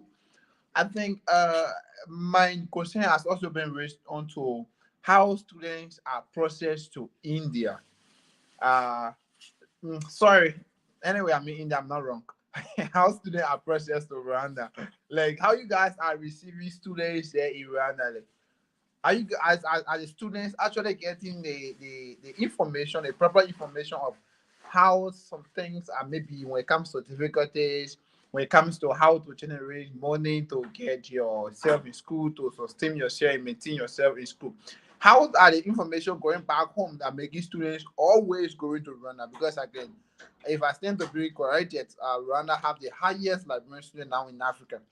So how is the information is going? And like most of the time we hear people saying Rwanda is hard, Rwanda is difficult, but yet they say students are going there. How is the living condition like? Okay. Thank you very much. The living condition here in Rwanda, it's okay. As it relates to how people are getting to Rwanda, we all in Rwanda here, in the Liberian community, we have friends and relatives back home. And whenever you have somebody who has interest in coming to Rwanda, if you contact somebody, that person too might give you information that you need to come to Rwanda. And probably the person information might be in your interest or in their own interest. We even have people or students in Rwanda that are processing people and also exploiting them, giving them false information that when they come they encounter issues. We've had series of cases wherein people process students to come to Rwanda, gave them false admission, go and do their tech stuff, give them false admission. Once they get to the airport, they encounter issues that at the end of the day, we get a call as a leadership to intervene. We even had a case that the person, we had to step in and the person had to flee to Uganda. So there are a lot of people processing people and giving them wrong information. And when they come, they find out that the situation here is quite different from what the information they've been given prior to coming to Rwanda. But all I can say is that we are in the digital world. If you are a student or business person trying to come to Rwanda to study, there are a lot of platforms that you can use to acquire information as it relates to the economy, the living condition of the country. And if you call somebody to give you that information, there is also a need that you reach out to people who are in leadership that are going to give you information. You as a person have to validate that information, try to authenticate the documents that have been sent to you because we are having a lot of issues. We are having a lot of cases of people exploiting students, people exploiting people for coming to Rwanda, taking money from them, overcharging them, and when they come, it's a whole different situation that we have to step in and handle it. We as a leadership, we are trying our best, but all I can say to the people out there, Rwanda is safe, like the SG said, on the scale of 8 to 7.5%. And the education system here is very, very much unique. It's a merit-based system that you get what you earn, and the economy is okay. You just got to be financially stable to come here. But the issue of people exploiting is something that we have to deal on a daily basis, and we are still dealing with Thank you. them. So you just have to be part Thank of where you come in. Thank you. Thank you so much, and thank you. The number is just pinned there. So, if you want to make your points or make your input or ask any question, you can just call the number, but you use WhatsApp, please. +91 8341 430316. That's the number you use WhatsApp to call. Yes, and before we move further, would like to recognize few personalities following. We want to recognize President James Tomuflomo, who is the former president of the Association of Liberian Students in India, where we reside currently. Honorable President Emeritus, we want to say thank you for following. And we recognize and our one of our panelists and who is also in Rwanda. She is Aronika Mano. We want to say thank you for following as well this show. I think you also making your input. We're seeing everything here. And we want to also say thank you for following John Lee, Lidfi. We want to say Vina Fala from India. We want to say thank you for following Clarence. We want to say thank you for following. We want to say thanks to everyone for following the show. So we're moving forward. Before other colors can come in and make their points, moving forward, the issue about exploitation all around the world has become a problem. So to the SG, right? The issue about exploitation has become a serious problem. I think the Honorable Vice President make a salient point in responding to that. But furthermore, what I want to know, do you have agencies? Do you have agents? Or is it the institution, the various schools that process students from Liberia, from Africa to from other African countries, and particularly Liberia to Rwanda? Or you have agents that working with the schools, or you have agency, registered agency that working with the school to process students? All right, thank you very much, my brother. So, actually, you don't have agent or agencies here. What we have here is students come here based on trust. Lee Doma is in Rwanda, and I have this friend of mine, or this little brother or sister of mine, or just some relative or friend that knows that I'm here. They're going to get to me. Oh, my man, I won't come over there, So how do you think you can get over it? Then I'll send you whatever information I think you're going to agree to. If I go to be sincere with you, that's fine. If I going to try to exploit you and you are going to believe me too, then you'll be like, oh, because when you're in Liberia, everybody want to travel, and you find the money, you send it. Of recent, we have some issues about Liberians who were being exploited. There are people who give the fake admissions, and now the security system is so tight that if even you enter at RIA, they're going to check in the system to ensure that you are enrolled in this institution. That process is ongoing, and it's because of somebody complaints that we are sent back home. So we can see that we are working on some of these things from there. We had about 2 Liberians last year, I can recall, that got at the airport here in Kigali, and they were deported without any hesitation. By the time they check in the system, and these people, their names were not in the system, that's how they send them back. There was this boy who used to do his minute business in Liberia, right? And he saved money to travel for studies. Imagine that boy sent money to a friend he trusted. The friend went and edited some kind of admission that is not in the institution's system, and he was being deported back to Liberia, right? I mean, not deported, he was denied entry into the country. He was denied entry, right? So these are some major problems. And how can we tackle some of these issues? Of recent, we have had a series of meetings with the Pan-African people, and that's why we keep saying this issue about brigade consulate or any diplomatic tie with this country is going to help a lot. By the time we are being recognized by the Rwanda government, there's a possibility that we have agencies. We are going to ensure that the Liberian community's leadership will have agents on all university campuses that will work closely with the admission offices, right? Instead of you just walking straight to the admission office, if you're supposed to pay $5 for admission for somebody and you are taking $250 for the person just for admission letter, we are putting these things in place to make sure that we have agents on these campuses. That's why we have our local leaderships. The institution is going to work with them. We have been able to engage the Unilag Kigali campus. but then it hasn't really been yielding fruit because we are now recognized by the Rwandan government. That's why we are going for this diplomatic relationship as our utmost priority. So all of our people out there, like the VC rightly said, if you want to trust anybody to, bring you here in Rwanda, ask them for the school's link. Be able to make your own research. Liberians, we are very lazy at research. That's one reason why people want to exploit us. You just hear about school, you don't even go online to know what's their school fee structure. You see 500,000 Rwandan francs as a school fees. You don't even go to convert what is that in US dollars. We are very lazy at researching. We are very lazy. So some of these major problems are things that we are tackling, and we cannot tackle it because our hands are folded till we are being recognized by the Rwandan government. That's why we are fighting to tackle most of these things. We don't have agencies, but we encourage people to go online and be able to seek the funders, the financial breakdown, the fees structure and everything. Ask these people for it. Work alone, and I will encourage you.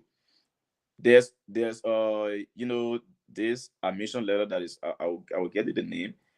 There's this letter they gave you that you only travel on. Your name going to be in the school system, and you don't have to pay. It is a provisional admission that they gave you. You can sign in for that, and you pay only $5 in my institutions. And there are other schools that you're going to pay around $35, some $50. You pay that without paying school fees. There's no mandate that you should send 1,000 US for school fees before they give you that provisional admission letter. Get the person on ground to do your provisional admission letter. Travel on it. Come, work with the person at the school campus, get the information, and pay your school fees yourself. Nobody going to exploit you. But if you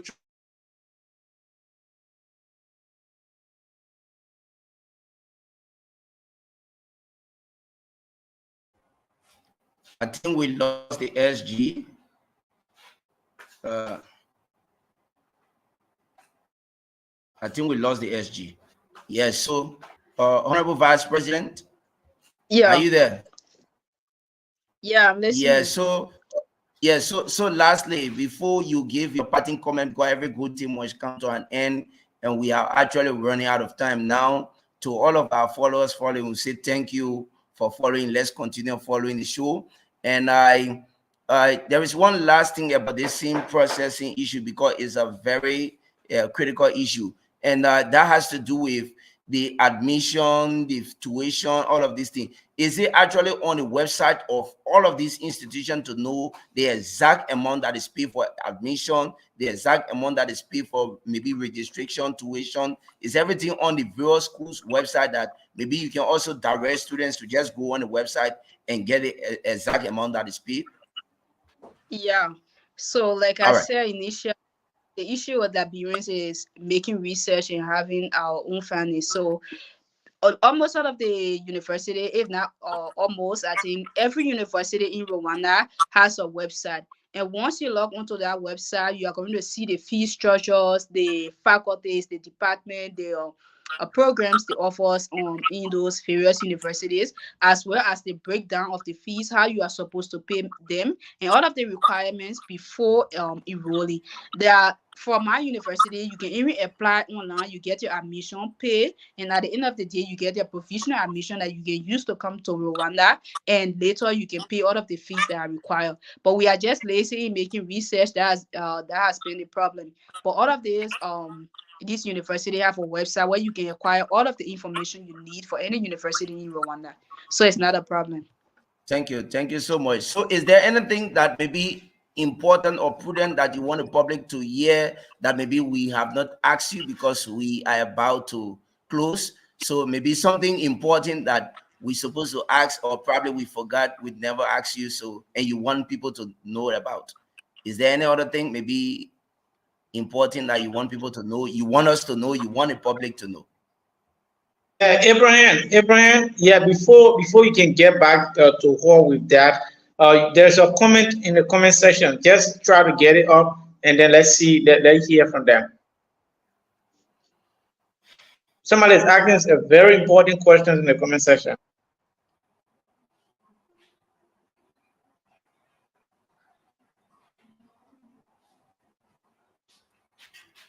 All right. Yeah, so we have I think I think it's now on the screen, right? Rando Emmanuel Don Patrick Jr., right? And he's saying, good evening, leaders. Thanks for providing updates on the progress of our community, and congratulations to the leadership for their role in trying to decentralize the community. But I have few concerns below. As outlined in Pillar 1 of the Leadership Manifesto, its plans to achieve unity through the continuous hosting of traditional sporting activities and events like football, kickball, basketball, debates, quizzing, lapa, torch, camping, meet and greet conferences, and seminars. So we have somebody mentioning something about your manifesto. So what do you have to say regarding the manifesto? Are you actually living by your commitments, everything that you mentioned in your manifesto? Are you actually going by them? Mr. Yeah. Kamara, is that where the message? Is Hello? that where the comments? Can I Yeah, come in there in? somewhere. So it's actually long. I think they are also following. I just want to just say that quickly because time is not in our favor now. Okay, no issue, no issue. So so the question that was asked, yes, we've had some challenges in the past in executing some of the plans that we have, but we have a plan of action that goes against our manifesto. So all of the plans and promises that we made to the Liberian community during the time of election, you can rest assured that we have plans to execute all of them. The idea for sporting activities, recreational activities, and other activities that is going to bring the community together for education and entertainment. We have all of them in our POA, and starting this January, we're going to execute a lot of activities. So all we can ask for from the community is open your arms, be willing to work with all. We are going to call upon you at any time to work together, collaborate, and execute our plans and initiative for the benefit of the community. So to the question, yes, we are actually executing our function, and we are actually going in line with our manifesto, against which we develop a plan of action. So yes. All right. So they also talk about the issue about you organizing program both in Rwanda and back home in Liberia, and the issue about you providing financial aid to the Liberian community, because not just the student but the Liberian community, because you represent the Liberian community. So are you also providing financial aid? Are you living by your promises mentioned in your manifesto? So the financial aid, the chairman is in Liberia. We are making, but once everything is finalized, financial aid and all the other programs that you mentioned will be rolled out in the community. So yeah. Yeah, follow-up question to that. How long do you intend? Because the government issues is a prime like a timely period. There are certain point in time you have to be in power, certain point in time you have to language, all other things. So how long do you intend to embark on these activities? Sir, can you come We in, always please? say you are working lines of turning, right? There's a time that your government have to leave and another government come. So how long do you intend to start these processes? So we can also ask a Hello. So follow-up question to that. I think I can just try to buttress. yeah. So The, our hello. SU, you on the floor? Yeah, let me try to buttress Kamara, I the. Let think me try there's to buttress enough the. questions tonight. Please Yeah, let's let give me space try to to let me Anita, try to please. buttress my vast year for administration a little bit. From So the inception, we were able to tell you here clearly on the live that we had a problem, or we had major challenges when we just took over. We have just taken over when it comes to issue about financial aid and other how you call support that's supposed to come in the Liberian community here. We took over when we did not even have we cannot even have a support from our national government because it was an electoral period, number one. And right after the elections, the transition is ongoing right now. You cannot seek support from your national government or other diaspora communities because everybody focus is on the new Liberia. that has a new regime that is to take over on the 22nd of January. So these are problems why you will not see us being able to seek raise funds for some of these supports. You understand that even at during the sickness of our brother Theophilus, we wrote letter to a lot of leaders, including President George Manuel Weah, who read our communication, a couple of ministers and ambassadors around. The only responses we could get was they were all on elections and until after the process, if everything goes well, right? And some of them did not even respond, including the president. So we have not been able to generate fundings, and we are all here about 85 to 90%. We are all students. Everybody here kind of struggling, to be very honest. So what else can the Liberian community be able to, So give? let me come in from there quickly. Based on oh, let me come in quickly. Based on some of these things you are saying, during the times of making some of these promises, what are some of those things that you perceive that okay, based on this, I'm going to achieve this, I'm going to achieve this, and you are making these kinds of promises to the Liberian community or the Liberian students? Yeah, for one file, like I was trying to conclude on that issue. We are going to lobby with our national government. That's why I told you we are meeting with the daughter of the president-elect by tomorrow. We want to have the ears of the president. We are making efforts to make all of our officials who are about to take over back home to see how best we can be able to raise funds for the Liberian community. And as the VC even outlined from the early stage here, that whenever we had leaders that came in this community, that was the only way that we could raise funds to go in community conference.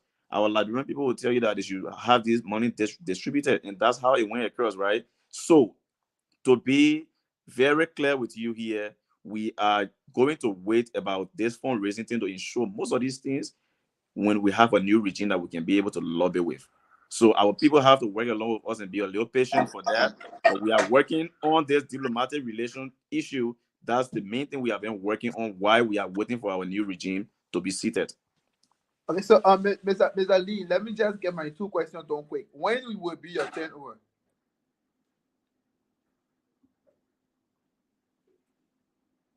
I'm not getting you. I don't know whether it's audible, but I'm not hearing You are muted. I think you are muted. Unmute yourself. Yeah, Lee, I think you are muted. Lee, I'm not getting you. Okay, so let's We are take not the still Phoebe from getting you. there. Yeah, Phoebe, when you guys are taking power over, or when you guys are going for election again? You getting me? Yeah, I'm trying to get you, but you are coming in broken. Yeah, VP, we are getting you. VP, I think I'm getting you here. Hello? Yeah, You're coming from there. Hello?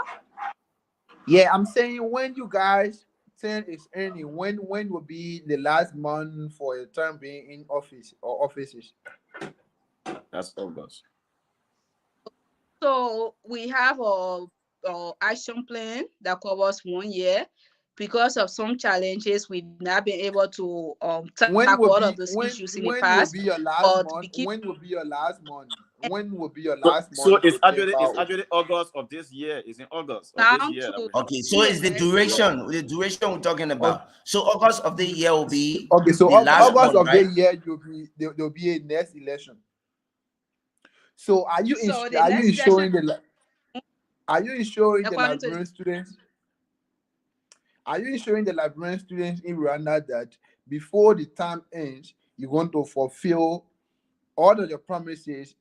Because like I know many Liberians in Rwanda. There's someone who just texted me in my inbox saying that besides Lee, after the election, we are never seeing the president, the vice president. They are just on the besides Lee. The president said besides Lee. So are you telling us that from now till August, right, you are going to fulfill all of your promises in line with the president-elect and the vice president and all of your cabinet members?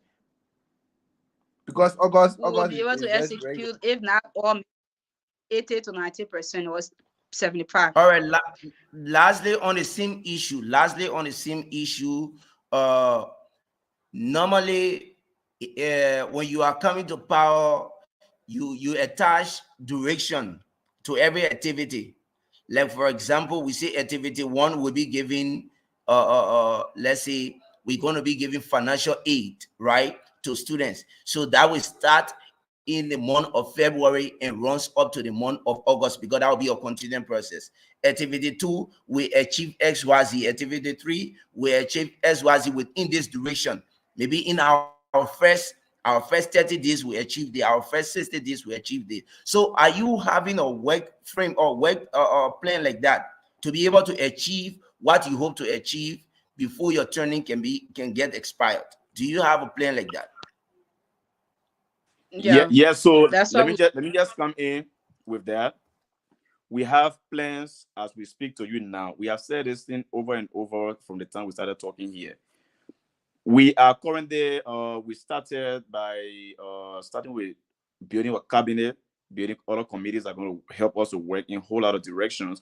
But I told you that we had 3 months of a little slow working because we have a whole lot of challenges. Imagine just from the time we took over, we have had 2 major deaths here that we had to bury these people right here in Rwanda. The first 2 Liberians will be buried in this country. These are things that actually kind of slow down our work, right?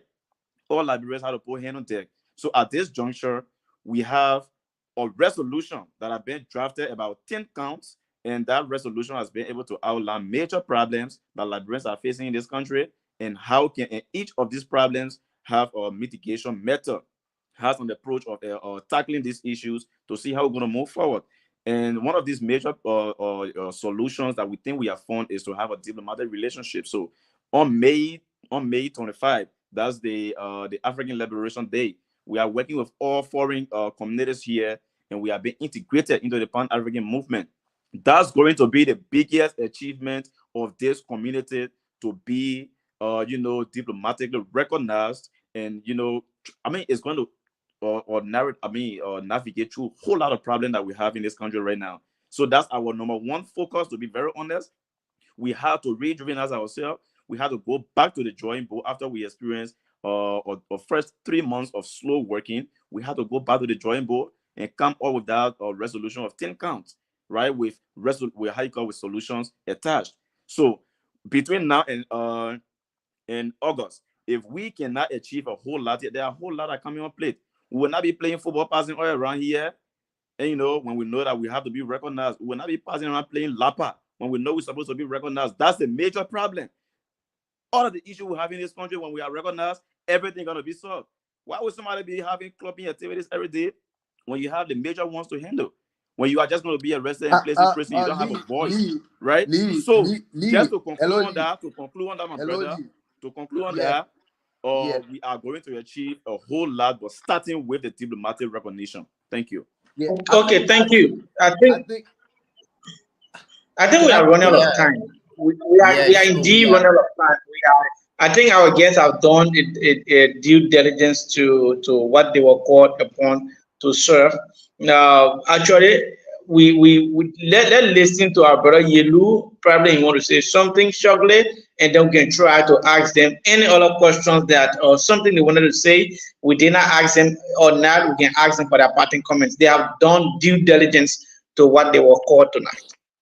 Yeah, thank you very much. I actually want to ask question. I wanted to say, like, when he said we cannot be playing Lapa and then we have another thing to do, but also doing the Lapa was part of your plan of action.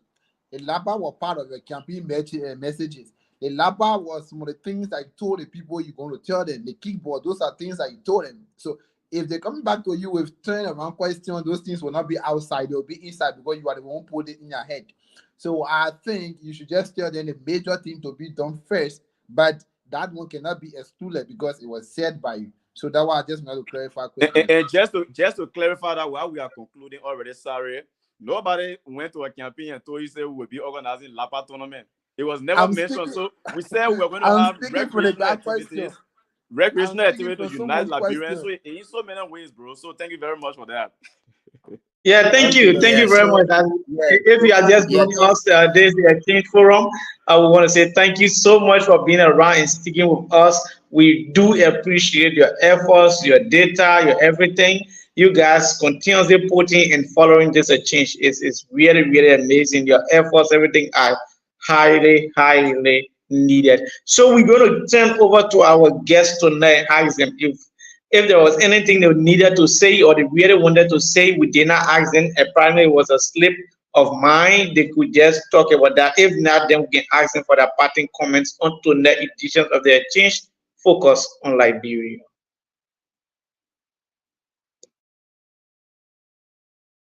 Lee, we can start with you. Let's start with you. Then later we can take the vice president. Let's start with the LG. Is there anything you wanted to talk about and you did not, but not? Then you can tell us about your parting comments. Then later we can take the vice president from there. All right, so I just wanted to bring to say this before the department comment. We promised our people, I actually ran as an independent candidate for the secretariat, and we massively won. And some of these things that we were able to promise our people were to build a database to capture all of our Liberian people here. When we are being recognized, as a community, we need to be able to give account of all Liberians here. So that digital database is in progress, and we are about to launch that very soon. We are making sure, as a leadership, to have our NEC members. That's all of our chapter presidents, or all of our chapter presidents, and that of our national leadership to have an identification card where you don't have to go to a couple of offices or anywhere to be able to start introducing yourself, what institution and whatsoever. You will have that identification card, and we are working a whole lot of documents. So that database is very important, and we are going to closely work with the immigration. We started engaging already, so we can start getting most of this information. So these are major achievements that we hope to have while we are planning on playing the lapa or whatsoever. These are things that we need to have firsthand, so we can be able to give account of all Liberians in this country. And we're going to have emergency contact of each of our people here. Whenever you are in whatever situation, we want to make sure that we have you, especially for our students. You have a parent that we have to contact and stuff like that. It has been so difficult for us to identify people that we can be able to relate to in some cases. So these are some things that we have to work on, and we encourage all Liberians here to keep cooperating with us so we can achieve a whole lot together. I'm going to come in later after the VC. So let's listen to you, Honorable Vice President.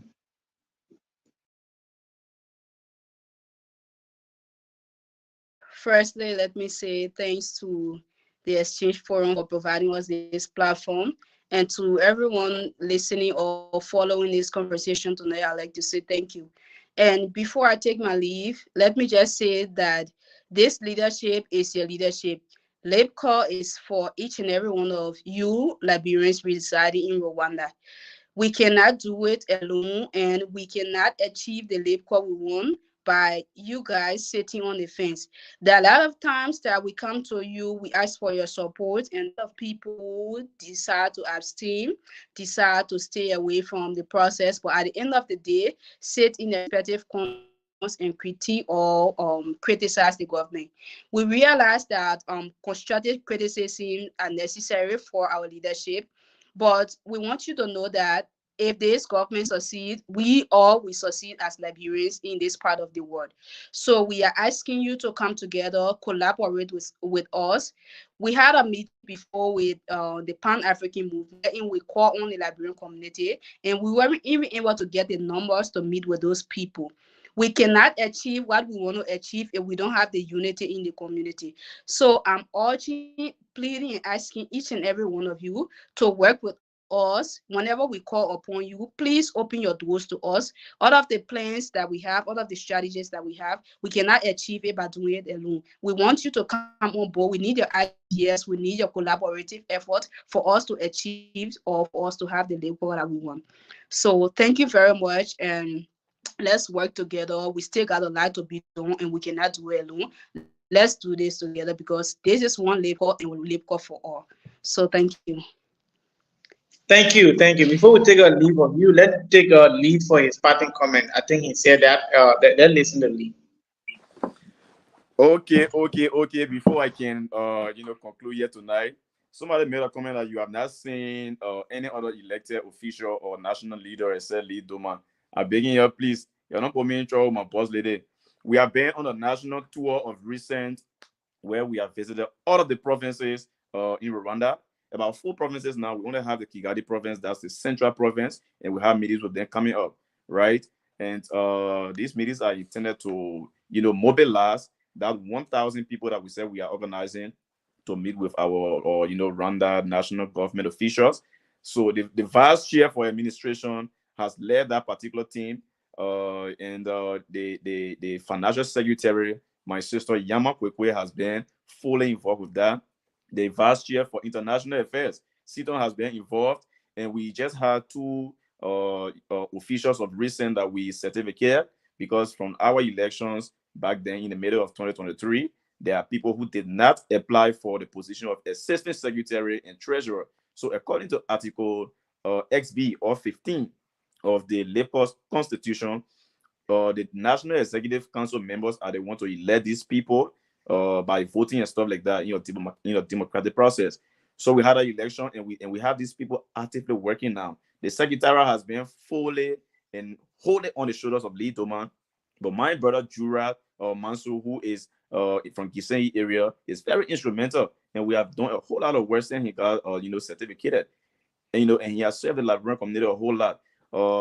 Sweetie Kura is also very active. So all of our members and the chairman, Mamena Mula Dove, may not come to your door to tell you good morning, but Mamena V is there pressing at the government's door, right, to ensure that he have the ears of our national government. He's going to be back very soon, right? So everybody is working. There are so many things that we are doing, and we want you to see it. We don't just want you to see it. We want you to benefit from it. We are depriving ourselves a lot for you, our Liberian people in Rwanda. And you may see the face of Lee Doma, the secretary normally, carry on let me say, the operations of any institution. So if you see the face of Lee Doma, that doesn't mean Lee Doma is alone doing the work. I don't take decisions alone. We go in our National Administrative Council chat room. We have series of meetings on course and make sure that, because we are so decentralized. You have 3 of our officials from Kigali. That's the chairman, the secretary general, and the financial secretary. From Yansa, we have the vice chair for administration. From Kisenyi, Rubavu district, we have the assistant secretary now. From Musanzi, we have the vice chair for international affairs. And then for international affairs. Then from Ramagana, we have the treasurer from there. So all districts and all provinces in Rwanda are being recognized within the National Administrative Council, as well as the NEC. All of us have been working. I want to further dispel that rumor that it's not only me. I give the best credit to my colleagues. They have been doing extremely well. So to conclusively conclude in my concluding statement tonight, I did like to say thanks to the Exchange Forum on Liberia for reaching out to us, for giving us this platform to be able to tell our Liberian people in the world at large about how Liberians are living here, what are their successes, what are the major challenges, and what are things that we are doing together, not just as leadership. We thank our Liberian people for cooperating with us, that we have been able to achieve a lot. So my own brother Emmanuel Patrick there, who ran against Mamena Mula Dove, who is asking about constitutional issues, was massively whipped, but he has never been able to deviate from the workings of the Liberian community. He has always provided ideas. He has always been able to critique positively, that I know. He has traveled with us to other parts of the country, like for the induction for the Liberian community in Rubavu district. Emmanuel Patrick was there. So he's been on board. He's been willing and providing his expertise and stuff like that. So that's one achievement we have done. That despite the post-election period, within the post-election period, we have been united. We remain united. So I thank everybody tonight for listening, and we hope that the Liberian community in Rwanda lives forever in the more positive manner. Thank you. I think Lee needs to come on the show to end his discussion. Lee, Sure. Tomorrow morning. Yeah, thank you. We also want to say for the hour of the exchange. Yeah.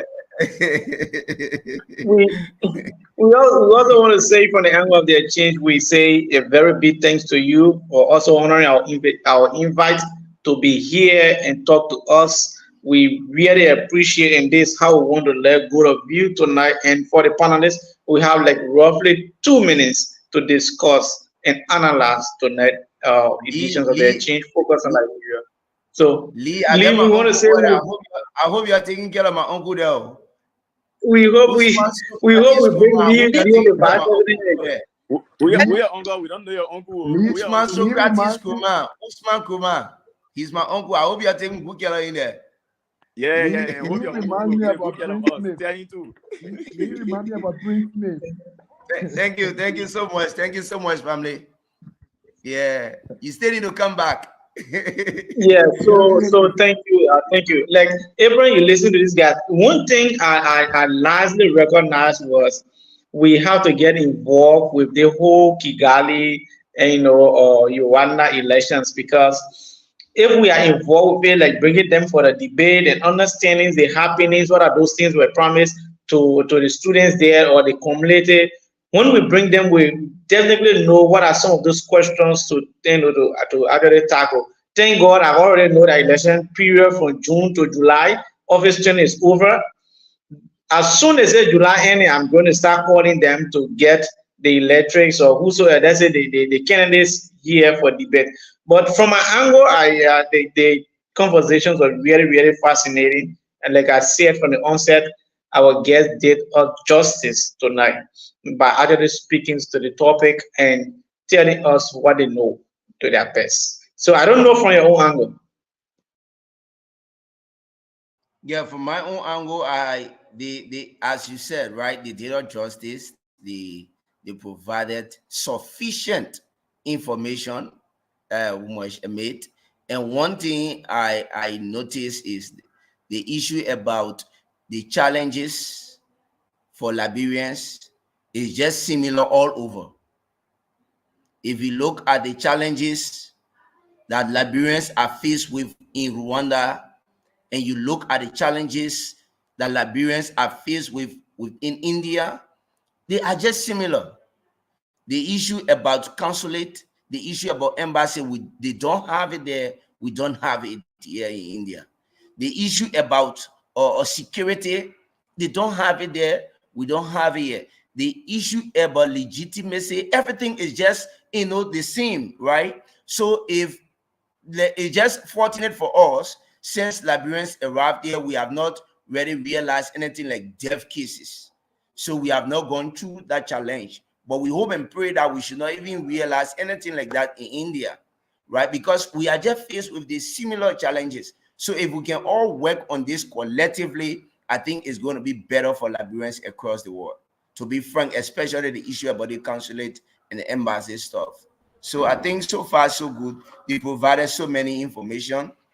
And as you said, we need to also be working with them closely so that we can know some of these things in depth, so that if they come here, we know how to address the issue. So anytime of their elections, I think we need to be following that closely. Thank you. Let me hear from my boss. Yeah, I think like those guys, I can say politically they spoke well, because as far as I'm concerned, people that are bred, they are all politicians, so you should expect the best from them when it comes to talking. Instead of doing, if you bring any opposition here, if a person start to report all those things that they say, you say, well, how come? So politically they did all justice. Yeah, politically they did all justice by giving all the information. Any country that you go in that have foreigner, they will give you exactly the same information. If you don't have embassies, that will be the same thing. Students are not respecting leaders, and leaders are facing problems with the country's government, and there'll be some racism and blah, all those things they will say it, and it happening, really happening. But yeah, I can tell you for sure they are doing well according to what they say. That's why I said politically they are doing well. So everything that they are saying is being implemented according to the will and pleasure of Liberian students in Rwanda. Definitely, we stand to have qualified people coming from Rwanda going back to do some changes back home. So just to conclude, they are extremely well and they are doing well. I pray that what they say will be implemented. Yeah, sure. What they say should be implemented. I'm saying, I will try my best. I have few people there, like the Aronica Minor, the Orator Say, and other people. I hope to work with them closely to get update on the elections and get updates on the happening there, so that we can try our best to bring them here. And just a quick notice: on Saturday we'll be here with Liberians in Kenya, Liberian students in Kenya. They will also be here talking to us on the same talking point. This thing is actually getting, it's aligning Liberians around the world. It's actually aligning, and we are trying our best to get students in Morocco. Like you also listening to our last show of recent, we spoke with students in Turkey that is nothing Cyprus. Probably the kind of same things are just like repeating same issues over and over and again. And we want to say openly tonight to our governments elect, one major thing they have to really take into consideration is the council's general issues in every aspect where Liberians are, because I just get an understanding from them to know that you should at least accumulate a number of 5,000 Liberians somewhere before you talk about embassy. For which school is right, it's constitutional. That is a universal law. But in so doing, you find 3,000, 4,000 to 1,000 Liberians somewhere. They are human, they are Liberians after all. So our government should understand the kind of things and come in from our perspective.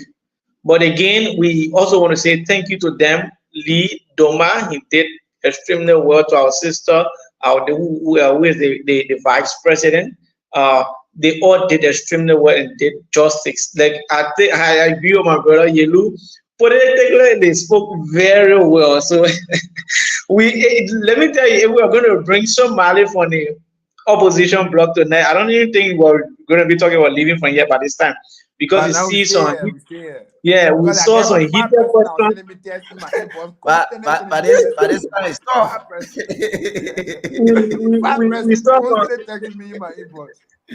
We saw some heated questions from the comment section that you promised us days, what was this, what was that, but again, everything was fine, and yeah, it was just really fine.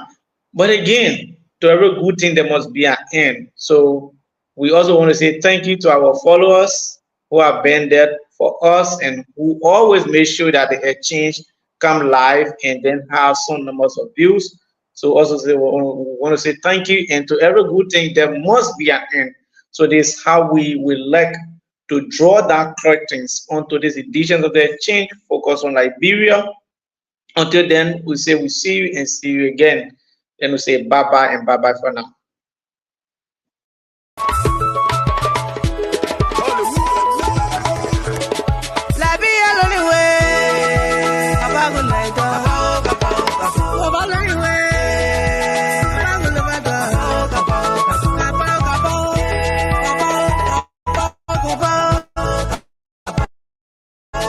Kapal